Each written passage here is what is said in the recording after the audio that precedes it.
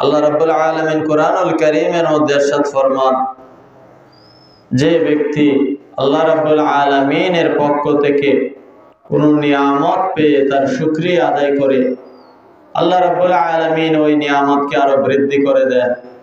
আর যারা না শুকরি করে, রব্বুল আলামিনের শুকরিয়া আদায় করে না, রব্বুল আলামিন তাদের কাছ থেকে ওই নিয়ামতকে ছিনিয়ে নেন এবং তাদের জন্য আল্লাহ রাব্বুল আলামিন আযাব গজবের ব্যবস্থা করেন। বলুন নাউযুবিল্লাহ। তো আল্লাহ রাব্বুল আলামিন আমাদের জন্য যে সমস্ত নিয়ামত, রব্বুল আলামিনের রহমত আমাদের জন্য নির্ধারণ করে রেখেছেন, ওই নিয়ামতগুলি পেয়ে আল্লাহ রাব্বুল আলামিনের দরবারে বেশি বেশি শুকরিয়া আদায় করতে হয়। আল্লাহ রাব্বুল আলামিন আমাদের জন্য যে সমস্ত নিয়ামতের ব্যবস্থা করেছেন, তার মধ্যে 4টি বড় নিয়ামত হলো পবিত্র বাইতুল্লাহ শরীফ, কাবা শরীফ, মদিনাতুল মুনাওয়ারা, রব্বুল আলামিনের আসমানী মহাগ্রন্থ আল কুরআন, এবং আল্লাহ রাব্বুল আলামিনের পক্ষ থেকে মানব জাতির হেদায়েতের জন্য, মুক্তির জন্য মানব জাতির পথ প্রদর্শক নবী রাহমাতুল লিল আলামিন, দু জাহানের বাদশা কামলিওয়ালা নবীকে আল্লাহ রাব্বুল আলামিন আমাদের জন্য রহমত হিসেবে নাজিল করেছেন। বলুন সুবহানাল্লাহ। নবী করিম সাল্লাল্লাহু আলাইহি ওয়াসাল্লাম যখন সাহাবাদের সম্মুখে পূর্বেকার জামানার নবী রাসূলদের, পয়গম্বরদের, উম্মতদের বিভিন্ন ঘটনা, বিভিন্ন কাহিনী বর্ণনা করতেন, কুরআনুল কারীমের মধ্যে আল্লাহ রাব্বুল আলামিন বিভিন্ন সময় পূর্বেকার যুগের নবী রাসূল, তাদের উম্মতদের কথা আল্লাহ রাব্বুল আলামিন ওহীর মাধ্যমে কুরআনুল কারীমের আয়াত নাজিল করেছেন। বিভিন্ন ঘটনাবলী কুরআনুল কারীমের মধ্যে এসেছে। নবী করিম সাল্লাল্লাহু আলাইহি ওয়াসাল্লাম যখন ওই পূর্বেকার যুগের নবী রাসূলদের কথা, তাদের উম্মতদের কথা, তাদেরকে আল্লাহ রাব্বুল আলামিন কি রূপ নিয়ামত দান করেছিলেন, তাদেরকে কি রকম হায়াত দান করেছিলেন, 500, 600, 700, 1000 বছর পূর্বেকার যুগের নবীরা, তাদের উম্মতরা হায়াত পেত, দুনিয়ার জমিনে বসবাস করত।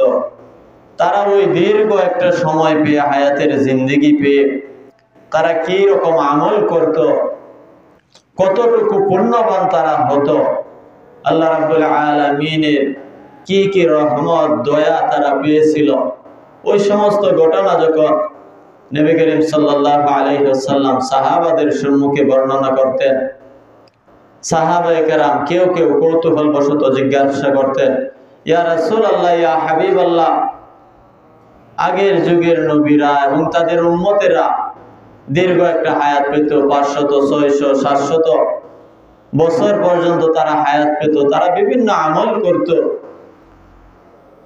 আমরা তো আপনার উম্মত, আখেরি জামানায় আমরা এসেছি, আল্লাহ রাব্বুল আলামিন আমাদের জন্য 60 বছর, 70 বছর, 80, 90 বছর হায়াত আমাদের জন্য নির্ধারণ করে রেখেছেন।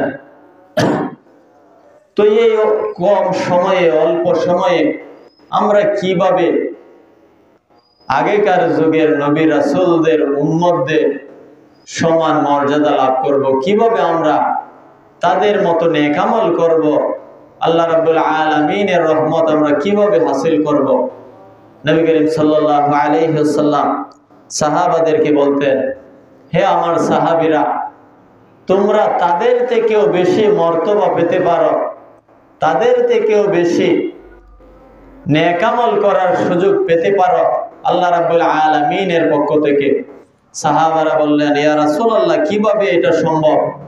নবী করিম সাল্লাল্লাহু আলাইহি ওয়াসাল্লাম বলেন, আল্লাহ রাব্বুল আলামিন আমার উম্মতের জন্য বিশেষ বিশেষ কিছু সময় নির্ধারণ করে রেখেছেন। ওই সময়গুলিতে ইবাদত বন্দেগী করলে আল্লাহ রাব্বুল আলামিন আগেকার যুগের নবী রাসূলদের 500, 600 বছর নেক আমল, ইবাদত বন্দেগী করলে যে সওয়াব দিত, ওই সওয়াব আমার উম্মতের আমল নামায় এক রাত্রের ইবাদতের বিনিময়ে দান করবেন। বলুন সুবহানাল্লাহ। নবী করিম সাল্লাল্লাহু আলাইহি ওয়াসাল্লাম বিভিন্ন সময় সাহাবাদেরকে নফল ইবাদত বন্দেগী সম্পর্কে উৎসাহিত করতেন। নবীজি বলেন, কেউ যদি লাইলাতুল মিরাজের রজনীতে রব্বুল আলামিনের ইবাদত বন্দেগী করে, এই জন্য আল্লাহ রাব্বুল আলামিন তার আমল নামায় 60 মাস রোজা রাখার সওয়াব দান করে। বলুন সুবহানাল্লাহ। একদিন রোজা রাখলে, পবিত্র মেরাজের রোজা রাখলে 60 মাস রোজা রাখার সমপরিমাণ সওয়াব তার আমল নামার মধ্যে দান করা হয়। বলুন সুবহানাল্লাহ। কেউ যদি কোনো দ্বীনি মজলিসের মধ্যে, যেখানে আল্লাহ এবং তার রাসূল সাল্লাল্লাহু আলাইহি ওয়াসাল্লামের আলোচনা করা হয়, ওই রকম কোন মজলিসের মধ্যে বসে 60 বছর নফল ইবাদত বন্দেগী করলে, একটানা নফল ইবাদত বন্দেগী করলে কবুল হলে আল্লাহ রাব্বুল আলামিন যে সওয়াব দান করত, সামান্য সময় কোরআন হাদিসের আলোচনা করা হয়, আল্লাহ এবং তার রাসূল সাল্লাল্লাহু আলাইহি ওয়াসাল্লামের আলোচনা করা হয়, ওই রকম মজলিসের মধ্যে সামান্য সময় বসলে 60 বছর নফল ইবাদত বন্দেগীর সওয়াব দান করা হয়। বলুন সুবহানাল্লাহ। আল্লাহ রাব্বুল আলামিন এক সময়কে অন্য সময়ের উপর প্রাধান্য দিয়েছেন, গুরুত্ব দিয়েছেন, এক স্থানকে অন্য স্থানের উপর প্রাধান্য দিয়েছেন, একজন মানুষকে অন্য মানুষের উপর প্রাধান্য দিয়েছেন। এজন্য বছরের বিভিন্ন সময়, বিভিন্ন দিবসে নেক আমলগুলি করলে আল্লাহ রাব্বুল আলামিন অনেক বেশি সওয়াব, অনেক বেশি মর্তবা দান করেন। বলুন সুবহানাল্লাহ। দুনিয়ার জমিনের হিসাব হলো, একজন মানুষ যদি চাকরিজীবী হয়, সে যদি কোম্পানির মধ্যে কাজ করে, তার একটা নির্ধারিত বেতন দেওয়া হয় মালিক পক্ষ থেকে,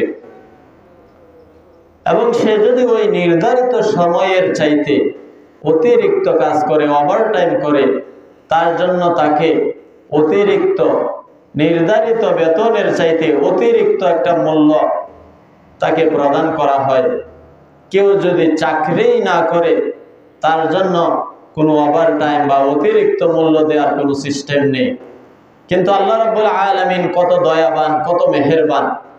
একজন মানুষ 25 বছর 30 বছর গুমরাহির মধ্যে রয়েছে, আল্লাহর পথ হইতে বিমুখ রয়েছে, ওই মানুষটাও যদি বিশেষ কোন রাত্রিতে, যেমন লাইলাতুল মিরাজ, লাইলাতুল বরাত, লাইলাতুল কদর, 2 ঈদের রাত্রি, মুহররম মাসের ফজিলতের দিনগুলি 1 থেকে 10 পর্যন্ত, ওই সমস্ত দিনে অথবা রাত্রে কেউ যদি মানুষের দেখা দেখিও মসজিদের মধ্যে আসে, ইবাদত বন্দেগীর মধ্যে অতিবাহিত করে, আল্লাহ রাব্বুল আলামিনের দরবারে কান্নাকাটি করে, তওবা করে, পাপের জিন্দেগি থেকে ফিরে আসে, তার পাপের জন্য সে যদি অনুতপ্ত হয়, আল্লাহর কাছে ক্ষমা চায়, তওবা করে, রব্বুল আলামিন তাকে ক্ষমা করে দেন।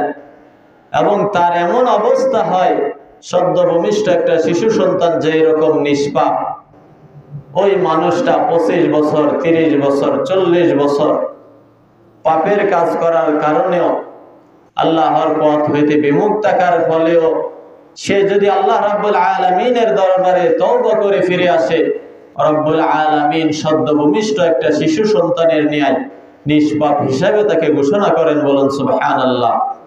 এমনকি রব্বুল আলামিন ওই বান্দার বিগত জীবনের সমস্ত গুনাহগুলিকে আমলে পরিণত করে দেন। বলুন সুবহানাল্লাহ। তো এই বিশেষ বিশেষ রাত্রি হলো লাইলাতুল মিরাজ, লাইলাতুল বরাত, লাইলাতুল কদর। ওই রাত্রিগুলিতে কেউ যদি আল্লাহ রাব্বুল আলামিনের দরবারে তওবা করে ফিরে আসে, রব্বুল আলামিনের দরবারে ক্ষমা চায়, রব্বুল আলামিন ওই সমস্ত পাপী গুনাহগার বান্দাকেও ক্ষমা করে দেন। বলুন সুবহানাল্লাহ।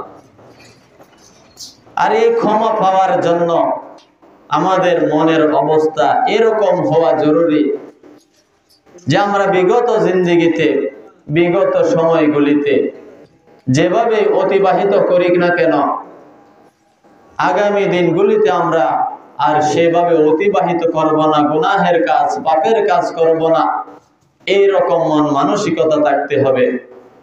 আমরা আল্লাহ রাব্বুল আলামিনের দরবারে তওবা করলাম, ক্ষমা চাইলাম, পরের দিন থেকে আবার ওই আগের মতোই চলাফেরা করলাম, এইরকম তওবা আল্লাহ রাব্বুল আলামিন কবুল করবেন না।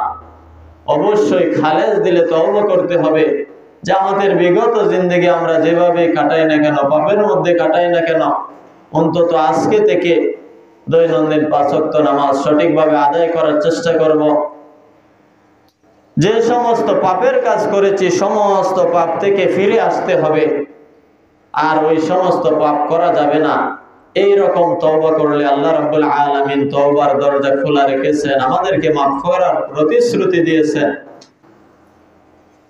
দুনিয়ার জমিনের মধ্যে যেমন একজন বান্দা চাকরি না থাকলে কোনো বোনাস পায় না, কেউ যদি দৈনন্দিন 5 ওয়াক্ত নামাজ আদায় না করে, কোনো ইবাদত বন্দেগী না করে, ওই বান্দাকে আল্লাহ রাব্বুল আলামিন বোনাসের ব্যবস্থা করে রেখেছেন। যদি সে কোনো বিশেষ রাত্রিতে, বিশেষ দিনে ইবাদত বন্দেগীর মাধ্যমে আল্লাহ রাব্বুল আলামিনের কাছে তওবা করে মাফ চায়, ক্ষমা চায়, রাব্বুল আলামিন ওই বান্দাকেও ক্ষমা করে দেবেন। এবং ওই যে বিশেষ রাত্র, যেমন লাইলাতুল মিরাজ, লাইলাতুল বরাত, লাইলাতুল কদর, ওই ঈদের রাত্রিতেও, 2 ঈদের রাত্রি, ওই সমস্ত রাত্রির ফজিলতের কারণে, তার ক্ষমা চাওয়ার কারণে আল্লাহ রাব্বুল আলামিন তাকেও বোনাসের ব্যবস্থা করে দেবেন। বলুন সুবহানাল্লাহ। কেউ যদি পবিত্র লাইলাতুল বরাতের রোজা রাখে, নবী করিম সাল্লাল্লাহু আলাইহি ওয়াসাল্লাম বলেছেন, কেউ যদি পবিত্র লাইলাতুল বরাতের রোজা রাখে এবং রাত্রিটা ইবাদত বন্দেগীর মাধ্যমে অতিবাহিত করে, তার আমল নামার মধ্যে 450 বছর সময় নফল ইবাদত বন্দেগী করলে যে সওয়াব হতো, 450 বছরের ইবাদত বন্দেগীর সওয়াব তার আমল নামার মধ্যে দান করা হয়। বলুন সুবহানাল্লাহ।